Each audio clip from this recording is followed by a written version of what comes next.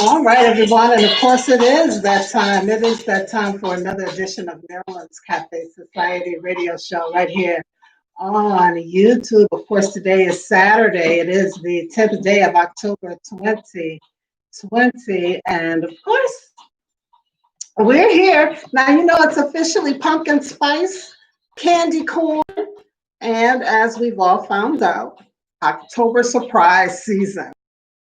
It's been quite a week. Another. What the freak?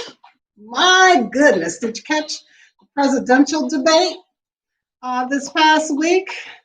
You know, stark contrast to the presidential debate from last week, right? They both presented themselves well, poised, calm, seemingly civil. Followed the rules well, at least Kamala did.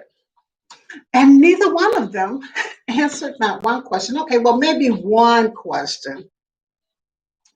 And then, of course, there was that fly. Boy, I tell you, which brings me to my cafe talk for today. And the question for today is, if you could be a fly on the wall anywhere in this world right now, where would you be and why? We'll talk about it a little later. I did get it posted to some of the social media earlier this morning, so we'll be sort of sharing some of those responses there. All right, so the second presidential debate has been officially canceled. It was supposed to take place next Thursday, and of course, it all comes after President Trump announced that he would not do a debate with Joe Biden virtually. And so all of this was proposed by the Commission on Presidential Debates. And as a result of all of this, Joe Biden has scheduled a town hall meeting for that day. And it's been reported that President Trump has planned another in-person rally on that day. Now, so far, the third presidential debate that's set for October 22nd in Nashville, Tennessee is still on. Now, this brings me to this next point that I want to make. I want to remind you all to remember to vote. And if you're not registered to vote, make sure that you do so. Go to vote.org to check your status, to make sure you're registered. If you're not registered, you can get registered right there. Now, that reminds me of a point that was raised in a conference that I attended earlier in the week, and that point was about what about the people who are currently sitting in jail waiting to go to a court date or waiting to post bond, and you know how sometimes it can stretch out for weeks or maybe even months. And so will they be allowed to vote, particularly if they're not felons, right? They should still be able to vote. And so the information that was shared was that most jails are accommodating those individuals who can still, you know, vote, exercise their right to vote. But there may be some who are not addressing it. And so if you know someone who's in jail who can vote, next time you speak with them, make sure that you tell them to talk to the correctional officer or captain or whoever is in charge there to see what they're going to do about making sure that those individuals who are sitting in jail right now, who still have a right to vote, are able to vote. Also, some information came out on convicted felons as well. You may still be able to vote if you are a convicted felon. One website that you can go to determine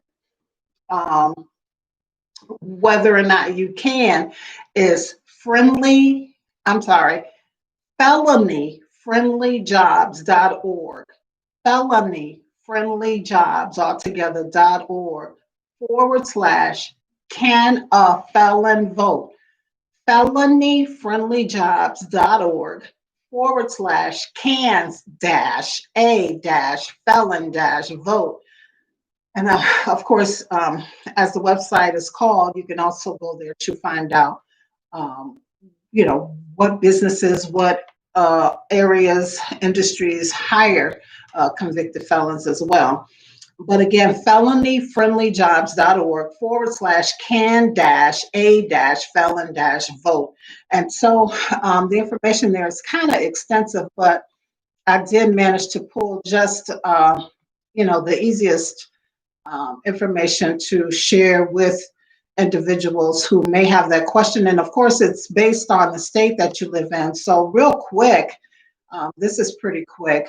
The two states here in the United States of America who never ever take away your right to vote happen to be Maine, the state of Maine, as well as the state of Vermont. So whether you're a convicted felon or not, you still have the right and opportunity to vote there. And then there are two states where you absolutely do not have that right if even if you've been, even if you've served your time and you've been released, but because of that conviction, that felony status, you won't be able to vote unless you go and petition the state for that right. And those two states that you have to do that for are the states of Iowa and the states of Kentucky. All right. So, and then all the other states that fall in between have various regulations and policies on this issue. So go to that website I just shared with you to find out what the other states have in place for convicted felons. Most of them, it looks like you can petition the state to, restore your voting rights, but there are some who, again, upon your release of serving your time, it's automatically restored. So it's just a matter of you doing a little checking, all right? All right, and this felony disenfranchisement is real, everyone.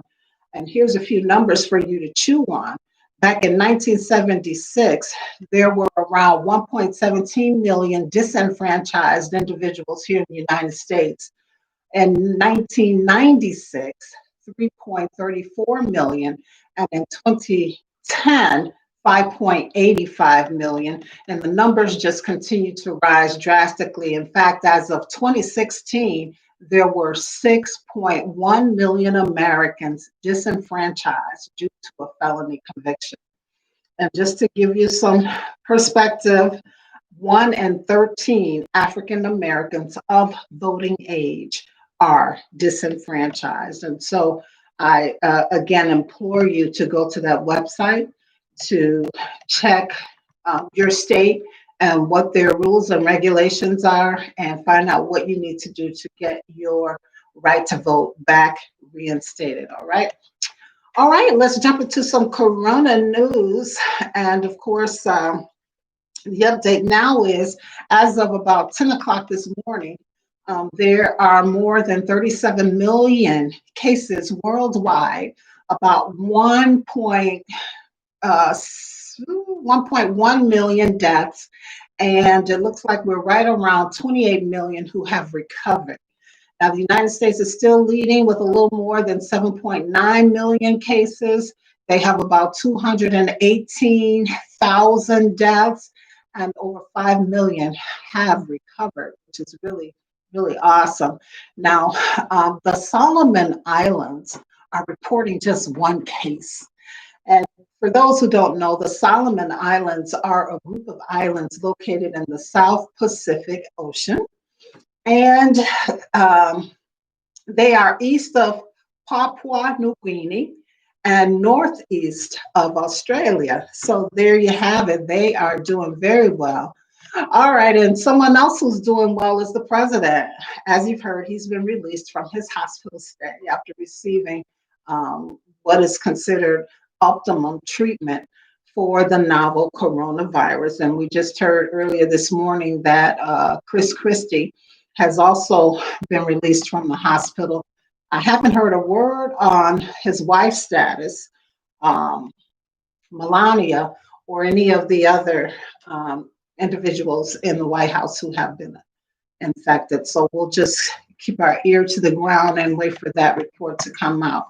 And other COVID related news, 840,000 Americans applied for the first time for unemployment benefits this past week.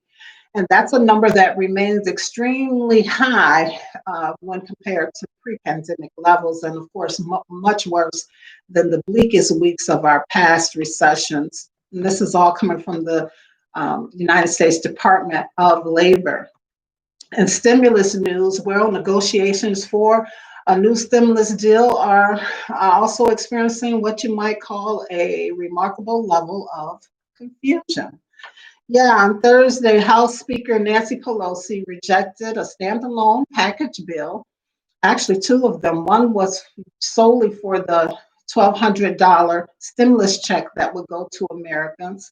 But the second bill rejected was the Republicans' proposed bill for a bailout for the airlines. You know, we heard just last week that some of the major airlines were going to be doing massive cutbacks and layoffs. And so they wanted to prevent that. Of course, House Democrats and Pelosi presented their bill last week, and it was rejected by Republicans, and now they're rejecting the Republicans' proposed bill for the airlines.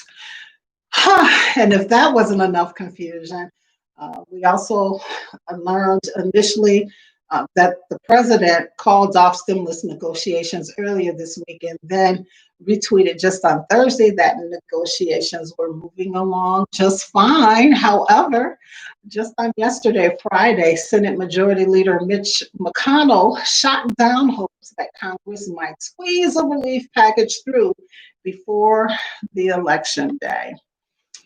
And that's going to be bad news for the economy, right? And for these Americans who are really hurting right now. You know, there's a lot of people who are really struggling to make ends meet. And if they make them wait till, that's a whole, month or so before another relief package is passed, that's going to be quite devastating for the economy, not to mention the people who are not doing so well right now. So right now, the Republicans have upped their offer to $1.8 trillion, and the Democrats are still kind of standing strong on their $2.2 trillion stimulus bill that they presented last week.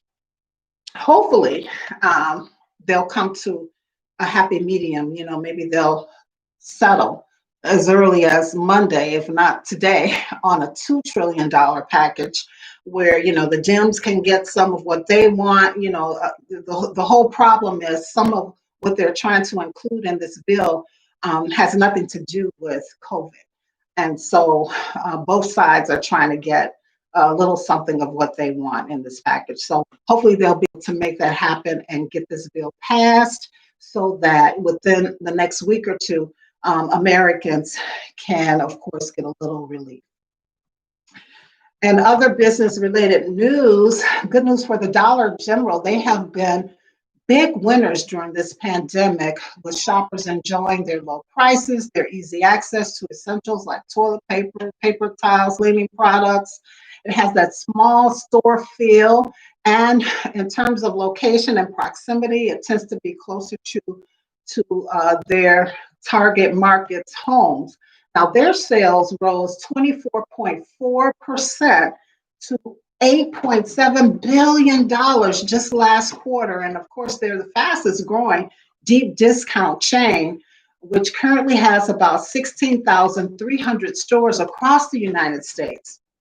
So what's next for them? Well, here's the report that I just read. They want to attract more middle-class shoppers, more of the affluent shoppers, without losing their core lower income shoppers. And so what are they going to do? Well, they've come up with another store concept called Pop Shelf. Pop Shelf's product offerings will be a bit different, more discretionary, like more upscale beauty products and items for the home, Christmas decorations, supplies for crafts, and even some food items for parties, such as charcuterie plates. And of course, the Dollar General is saying that Pop Shelf will offer many limited time items. Now, the stores will be typically 9,000 square feet, slightly bigger than the typical Dollar General store. Pop Shelf will target households with incomes as high as $125,000 per year. You know, everybody right now, especially during this pandemic time, are looking to save, you know, as much as they can, because no one really knows what the future holds. You know, who saw this pandemic coming, right? So people are trying to get a bargain wherever they can. Now they're going to try to, as I stated, keep their lower income customers who you know, earn up to $50,000 per year. Now, the first two Pop Shelf stores will be opening in the next week or two near Nashville, Tennessee, and they will open another 30 stores in this next fiscal year going into 2021. They're trying to keep the numbers low, you know, because there still is a lot of competition out there. You still have the Targets, you still have the Walmart, you know, the bigger box stores. You still have TJ Maxx and those type of stores. And I think they're trying to fall somewhere in between those stores and the typical dollar store. So we'll watch this and wait for one to come to your area, if it's going to come to your area, and see how things goes, right? All right, and then on Wednesday, Macy's Incorporated announced that it will devote 15% of its shelf space to Black-owned brands. Now, the department store wrote this announcement in a presentation to investors, indicating that they will be taking what is called the 15% pledge. And of course, the purpose is to increase the diverse vendor pipeline to the company. The presentation did not specify whether this pledge would be for the entire store or just for a unit of the store, for example, the beauty division. It also didn't give a timeline in terms of how soon this will start and, you know, start and ending date. However, it did reveal that the pledge is going to complement an existing workshop project that they already have in place. That particular project is a training program that educates women and minority-owned brands on how to grow their businesses. Now, this 15% pledge organization is a grassroots group. It started in the wake of the police killing of George Floyd and has called major retailers to expand their supplier base to include more products owned by people of color. Sephora and Rent the Runway are the other two big retailers that have signed on. Now, of course, adding Macy's to the roster is a big win for the movement. The pledge is what is called a step beyond the standard corporate vow of support for the Black community during periods of civil unrest. And of course, this summer, you guys, you know, we heard from many companies as they flooded social media with statements of support for protesters and all of these civil rights organizations. But so far, few have actually revealed all of their data on the racial makeup of their organizations and or employees. So we'll continue to watch that and see how things continue to develop. McDonald's had a good third quarter. Yeah, their sales increased nearly 5% in the third quarter, mostly due to a collaboration with rapper Travis Scott. That's what they said. Now, the promotion touted Scott's favorite meal, which was so popular that it caused ingredient shortages. I can attest to that. I've heard from some young people who were complaining that they didn't get a chance to get it because the restaurant, the McDonald's restaurant that they went to, said they ran out of supplies for the special meal. So good for them, I guess. Now they do have another collaboration that they're working on, and that one is with J Balvin, who happens to be a reggaeton superstar. So we'll see how that goes for them. All right, in other news, IBM has announced that it will split into two public companies by the end of 2021.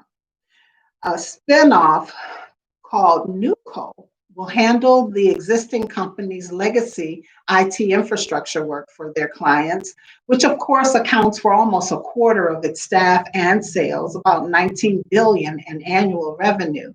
And then the other entity, which will remain called IBM, will chase customers who are increasingly fleeing those services for cloud computing, which, by the way, is a $1 trillion market opportunity.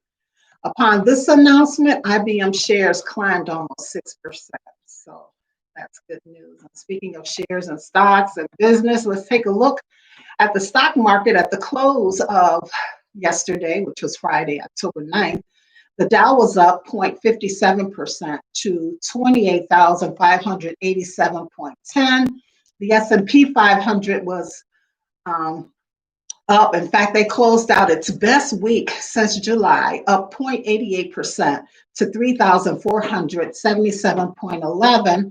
And the NASDAQ was up 1.38% to 11,579.94. Now, gold is doing quite well. They're up $31.30 to $1,926.20 per ounce.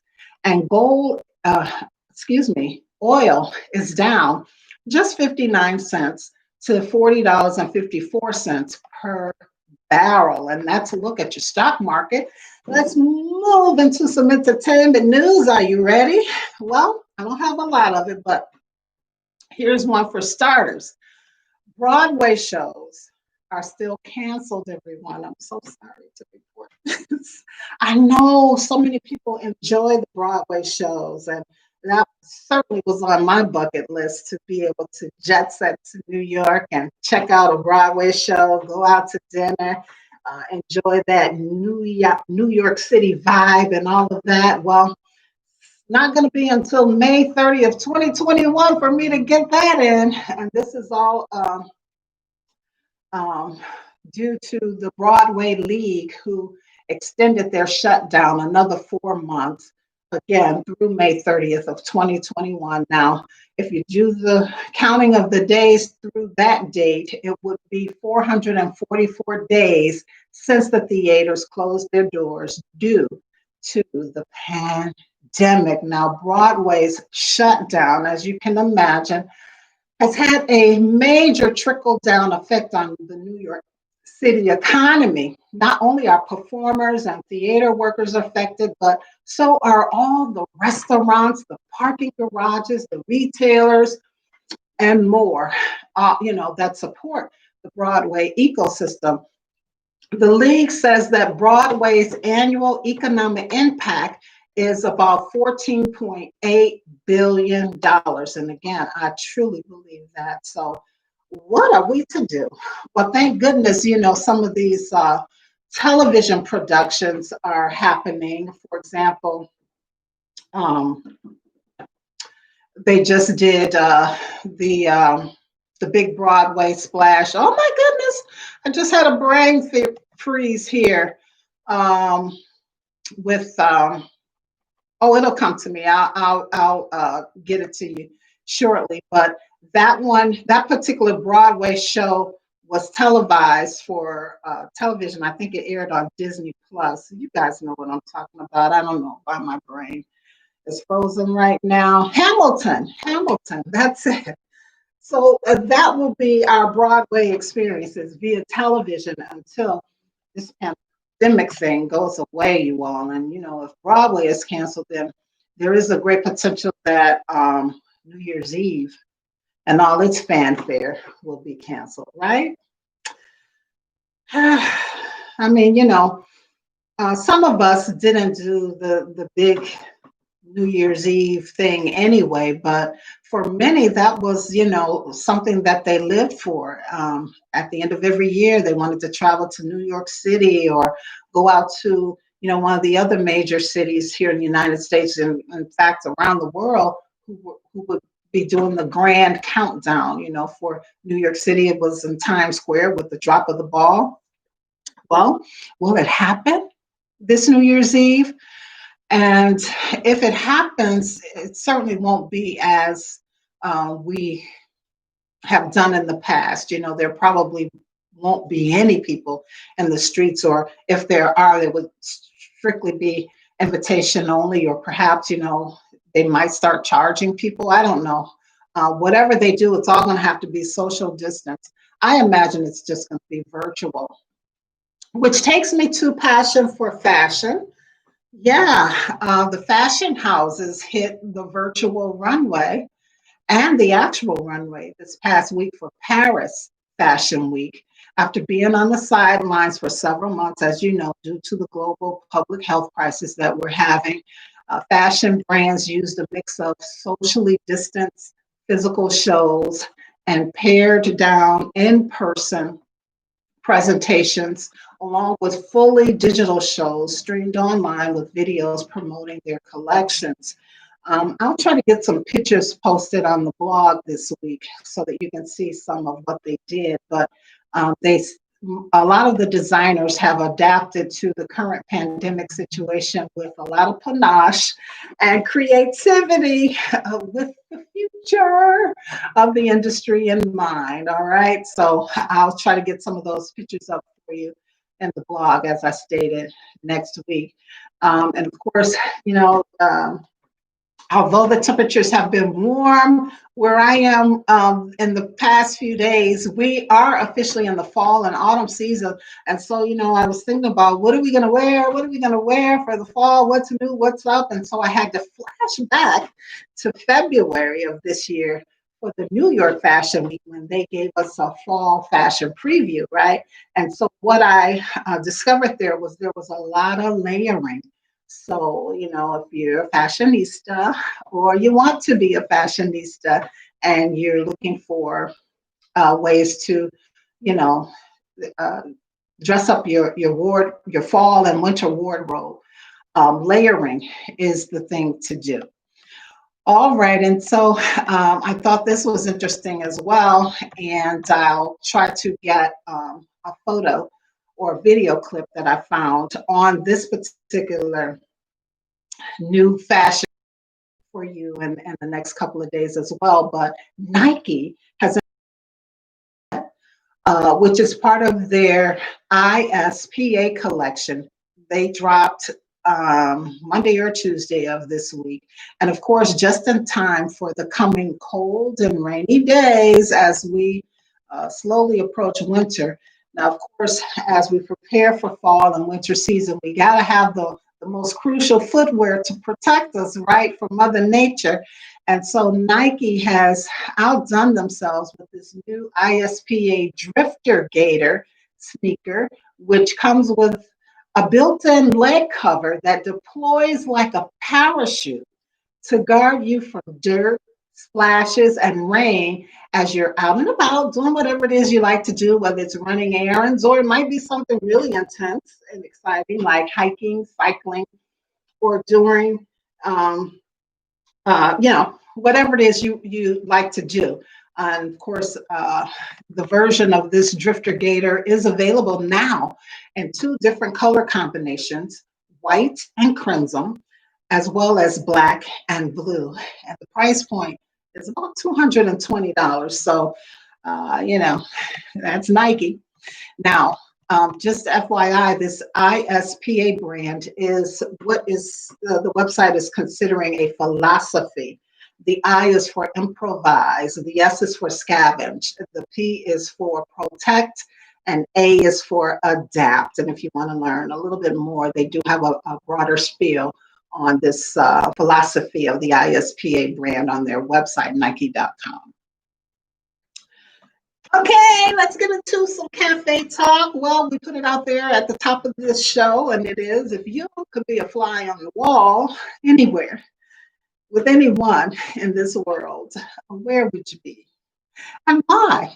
And so we do have some responses. Again, I put this out here earlier this morning And we'll just read a few, just so you can get a feel of what everyone is saying. I got a lot of LOLs. Of course, they know the inspiration came from the vice presidential debate.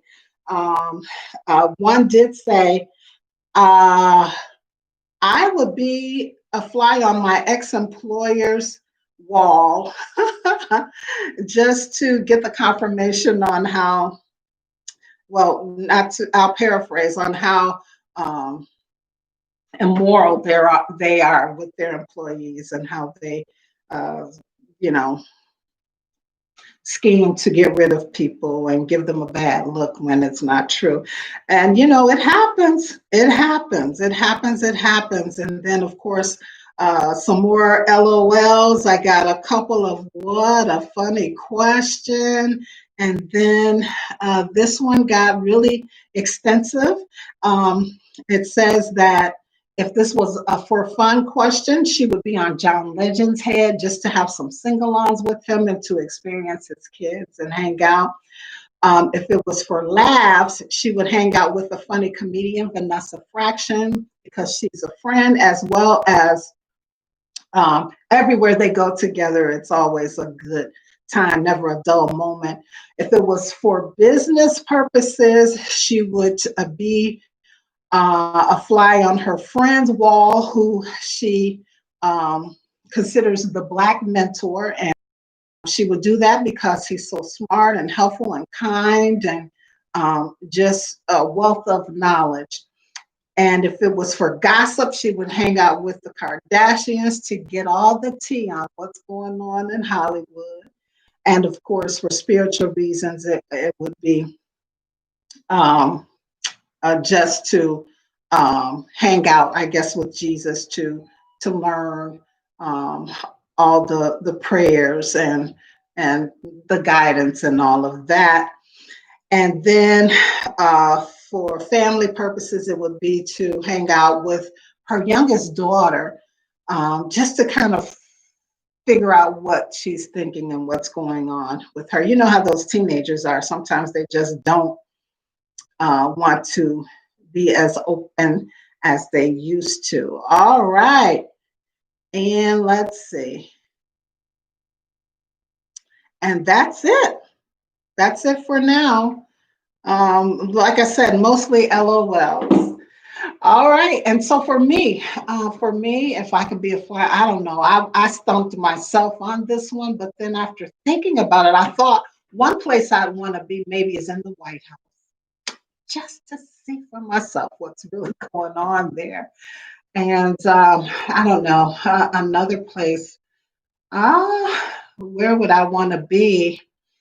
I don't know. I stumped myself on this one. Well, anyway, that's our cafe talk, everybody, and that's the end of the show. So before we go, I do want to remind you that we will be doing the uh, countdown to Christmas giveaway. One of the giveaways will be just something fun for a viewer or a listener or audience member. Just an appreciation of supporting the show. To put your name in the hat for that, you just hit producer at marilynscafesociety.com. And then on the 24th of this month, we'll be pulling the name and making that announcement, and then arranging how you will get your prize. And the second part of this will just be a blessing to a family who is hurting. There's so many who are right now during this COVID-19 pandemic period, but we're trying to, identify a couple more families, but and just be a blessing to them. And so if you're a business service or you have a product that you want to promote via this show and the website, just to help us out with that endeavor, reach out to us at producer at marilynscafesociety.com. All right. All right. So that first Christmas giveaway, countdown to Christmas giveaway, again, is going to be Saturday, October 24th, right here. All right. And before we go, I do want to remind you to vote, early vote if you have to. That might be the best thing to do. And then you'll be free on election day to kind of help others out. All right. So, and not just vote, but remember to vote the whole ballot. You gotta fill in all the blanks, everybody, and be careful on those questions where. Um, Make sure you read, because on some of the questions you can vote for more than one person, right? So just read the whole thing and make sure you vote the whole ballot so that it won't be um, discounted. And for those who are doing the mail-in votes, make sure that you fill them out completely. Don't use colored pens. You must use a blue or a black pen only, all right? All right, and if you have questions on your voting status, or you still want to get registered to vote and you're not mobile, you can't get to your local voting place, go to vote.org to get all of that done. And then we're still in the middle of the census count. Well, not in the middle, we're towards the end of the census count. So if you want to go ahead and do that little 2 to 3 minute census a report or whatever it is. My brain is rushing through this, but if you want to fill out the census, it only takes a couple minutes. You can go to this website to take care of your census as well as your voting registration and or just to check. Be Counted, rpc.com. Be Counted, rpc.com to do all of that. All right. All right, remember to check me out on social media, Marilyns Cafe Social on Twitter, Marilyns Cafe Society on Facebook, as well as the website, and of course the blog on WordPress, MarilynsCafeSociety.com, and right here on YouTube, Marilyns Cafe Society. And let's take a look at what love is for this week. And love is my man. There it is. Love is my man. All right, everybody. As always, it's been a pleasure and a privilege. And remember, if you don't do anything else this week, be sure that you live, you laugh, and you love. We'll hang out again next Saturday right here on YouTube. And of course, the blog on Wednesday, no later than Thursday of this week. Peace, everybody. Stay safe. Wear your mask. Social distance. All right.